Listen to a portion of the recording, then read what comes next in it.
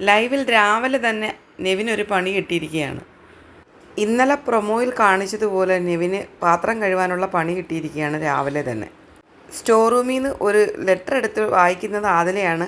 അതിലിങ്ങനെ എഴുതിയിരുന്നു: ജിയോ ഹോട്ട്സ്റ്റാറിലെ പ്രേക്ഷകരുടെ നിർദ്ദേശപ്രകാരം പാത്രം കഴുകാനായിട്ട് നിയോഗിച്ചേക്കുന്ന ഒരു വ്യക്തി അത് നെവിനാണ്.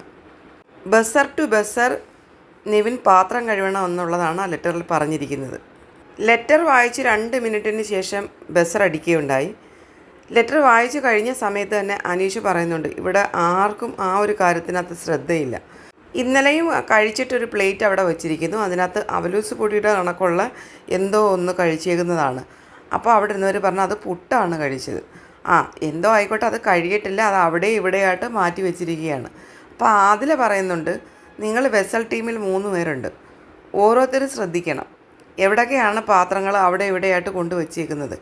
അത് കഴിഞ്ഞിട്ട് ആരാണത് ചെയ്യാത്തത്, കൃത്യമായിട്ട് ഓരോ കാര്യങ്ങളും ഓരോരുത്തരും ചെയ്യാവുന്നുണ്ടെങ്കിൽ ഇങ്ങനെയുള്ള പ്രശ്നങ്ങളൊന്നും തന്നെ ഉണ്ടാവത്തില്ല.